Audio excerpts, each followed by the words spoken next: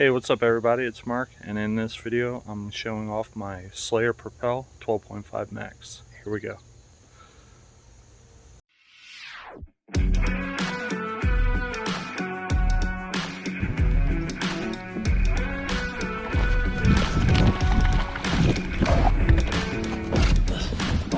You have to see this.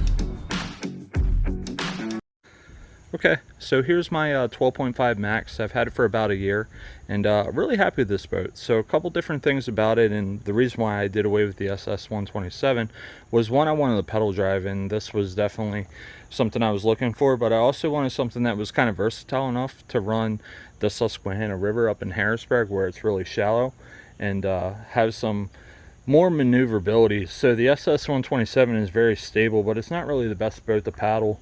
And if I'm not taking pedals with this one is definitely a lot easier to handle with a just traditional paddle. So that was one of the main reasons why I went with this. Now, as far as this boat, I've taken it everywhere. So I've been up to Harrisburg, fished the shallows. It's been out on the Upper Bay. It's fished lakes, reservoirs. It's been out to Lake Murray, and it's never let me down. It's been super reliable. So let's go ahead. I'll kind of show you the way that I got it rigged here. Now, I do rig it a couple different ways. This is like 9 times out of 10 if I'm fishing, this is how I'm running it. So let's start at the bow. For an anchor system, I'm doing an anchor wizard here. I have a chute, and then it just drops right off of the front. That's the bomb anchor. I think it's a 6-pound anchor, and just comes right off of there. And then what I did was I did a Yak Attack eyelet here on the bow hatch. One thing pretty cool is this bow hatch has a whole track system and a bungee, so it's very versatile. And then we go right to an anchor wizard. So that's kind of the solution there. It's worked great, never any issues. And the way the cable runs across, it actually runs pretty good. So it comes right across here. You can still get into your hatch with the anchor down and stuff like that. And let me just drop this anchor down all the way so I can open that up and show you that as we go along. So on the other side, what I did here was I did a catch mount that's also bolted onto the track, and this gives me my board on tournament day. I can kind of keep it up on the front of my boat and use some of this unutilized space, and you know, easily pull it down. I normally just keep a bungee here and just keep all your stuff tethered. You know how that goes. Also on the batch, this is like one of the only holes I did. So I run a Lowrance graph here, and this puck is the GPS for like heading. So I did that, and then what I did for wiring, I'm just setting this up, but what I did for wiring here was I drilled a hole and just ran the cable through, the smallest size I could get, and then just 2 things there to anchor down the actual unit.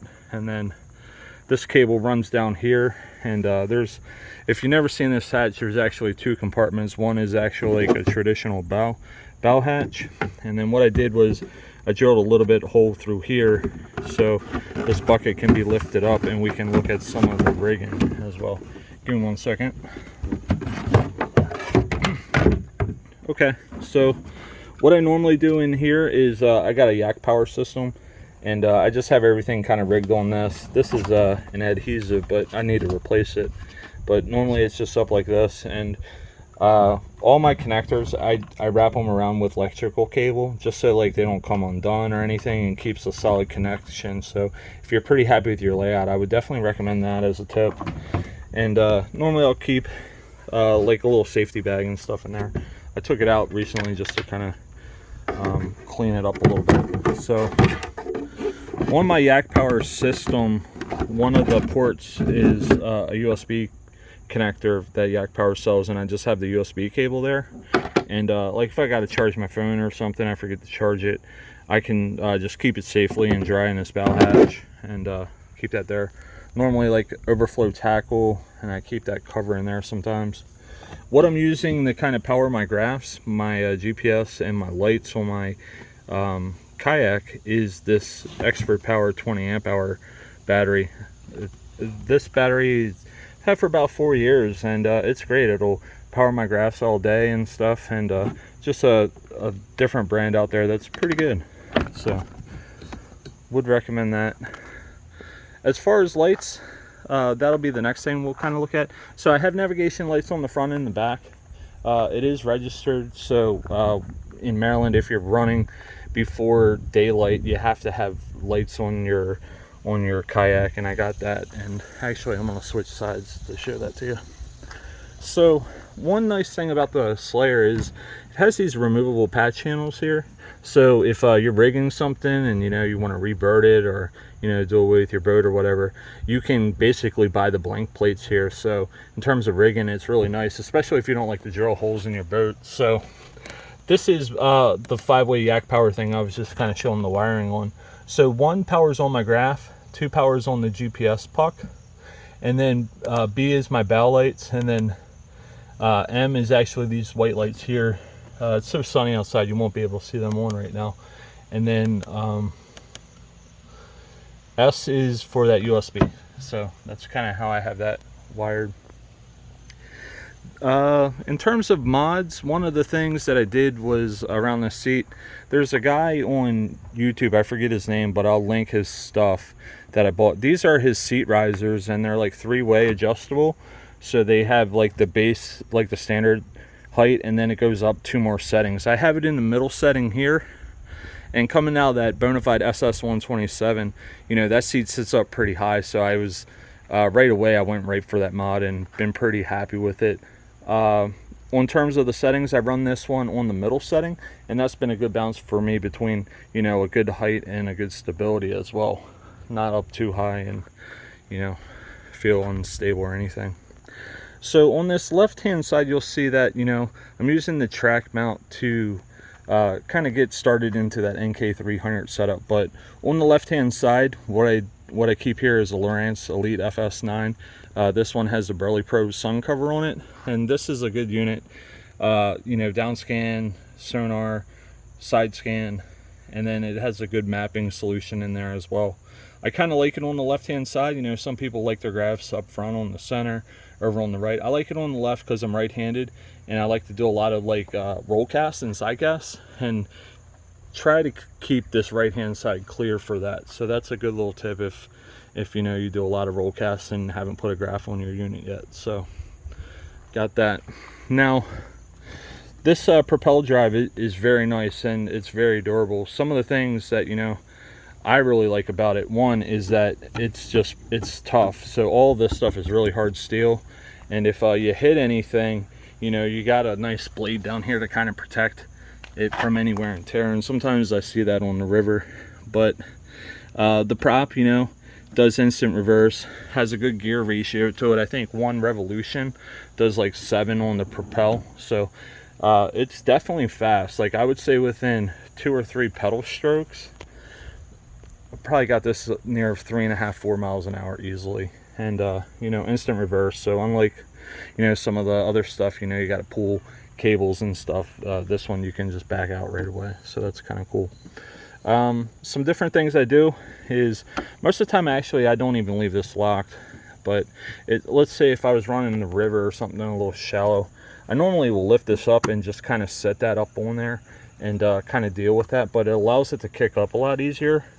And I normally leave this bungeed out, so if you ever find yourself like in shallow rocky water, that's a good tip if you're able to run your pedal drive at all. So all right, switching back to this side, let's go down here to the motor. So I'm running the newer Newport, the NK300, and I picked up Innovative Sportsman's Rock Guard there.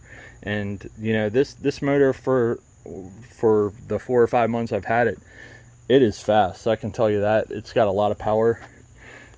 I took it out after I rigged it up, and I got it up to about 7.1. I just took out my graph and I left all the tackle out and about, just to kind of validate the motor was working and all that. And we were pushing 7 that day.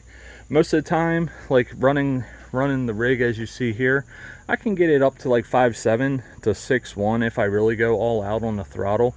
Most of the time, to be honest with you, I'll run it about 45 or 50%, and I get about 5.5 miles an hour. So the wastage of the battery from running the throttle up so high really isn't kind of worth it at that point. You're going pretty fast, but if it was a tournament and I was really trying to get to a spot before anybody else, I could definitely get position on them pretty easy running this boat at 7 miles an hour, possibly, depending on how late I go. In terms of battery power for this, I'm running Newport's 36 volt 40 amp hour battery, and I haven't died this battery at all. Like couple events this year, I ran 8 and 11 miles and came back and put it on a charger, and it was still at like 40%. So definitely a good recommendation. Like if you know that you're going to cover a lot of water and you want something that'll be able to get you to and from the launch, the 40 amp hour would be what I would recommend. You know, don't risk it, you know, running out far and then not having the battery and, you know, having to paddle all the way back. So that's kind of what I would say in terms of, you know, recommended battery size is that 40 amp hour is definitely the deal. So in terms of steering, you know, still focusing on that NK300, this is Tim Percy's hand steering mount, and the way that I did it here was I actually picked up a riser plate from him. So I got a double stack, so this sits up a little bit higher off of that rail, and it kind of is about the same height as my Burley Pro, which I'll get into next. But it's very good in a way because it's got, you know, almost like bicycle wrapping here, and this is like a steel cable, and then I just have it run all the way down this track. There's eyelets, my paddle's kind of blocking it, but there's eyelets here, and you can see that I had it zip tied there, and then it just kind of runs up and into this here, and that allows me to turn this left or right fairly easily. So, and it's very responsive, no issues with it, and I can pretty much get this thing to almost spin in a circle with that hand steering, so that works very well. For the NK300, what I did for a reverse is I ran the cable on that same side as the steering, and the handle is actually here. Oh, sorry, the handle is actually right here, but a lot of times what I'll do is I'll just pull it right here from my seat, and as long as I hear that tap, then I know it's going to lock. That motor will kick up if it runs over anything, so when you're pulling that, it's actually pulling that cover pin down there. You can see it in that hole. That's what prevents it from kicking up. So that's how I got it there. Now on the right hand side coming off of this is basically a pulley here to make it a little bit easier, and I'm running that same route. Couple eyelets here, there's one here and then one up here, and this one comes to this side, and I can pull it up very easily right here and then clamp it down. I'm actually using the spring load rudder cleat here for that, and I'm able to kind of manage both. Like one, I can action the rudder where I want to, and then I can also action that motor. So definitely would recommend that. In terms of layout, that layout's been rock solid. Okay, like tournament day and kind of rigging, you know, one of the nice things is this under drawer. You know, I kind of keep a terminal, spent lures that I might have already pre-rigged, you know, maybe a box with something that's been working. And then under a seat, you know, it's got some pretty good storage, especially if you buy the seat risers. You know, those are 3600 boxes. You can definitely ride down the road with them in there, you know, especially if they got some weight in it. They're not going to go anywhere. You know, and the one over on the right is actually a deep 3600 box, so fits under there, no issues, and grab that out. Battery box here, kind of went over that. Now this is the new black pack crate. I got the green one that kind of matched the kayak. This is a 13 by 16. You know, I keep my Tourney gear in here.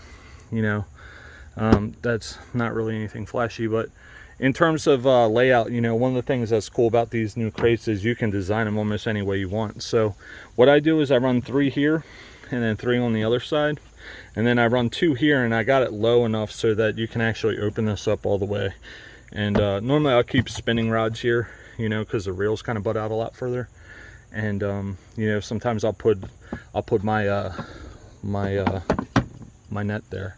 So a lot of times also, like when I'm on the water and fishing, I just kind of run it like this. I keep my net kind of like right there on that roto pad. I didn't tighten it down for the video, but that's kind of where I keep it, and then I can just grab and then, you know, net my fish right away. So just some layout things that I like to do. Normally bring my paddle out with me. I just keep my paddle here clamped down. It doesn't interfere with any of the NK 300 setup that I got going on. And yeah, this is pretty much my kayak in a whole, you know. I did do the spring blade rudder, and the 2022 Max was redesigned so that it's got like a higher deck on the inside, so like less water comes in. It's pretty good. I do run it with scupper plugs just because I'm a heavier guy myself, and then also all this added gear, it does kind of sit a little bit low for me, but still stable, still runs great, still fast as anything out there, and it's nimble too. You can get in some pretty tight places.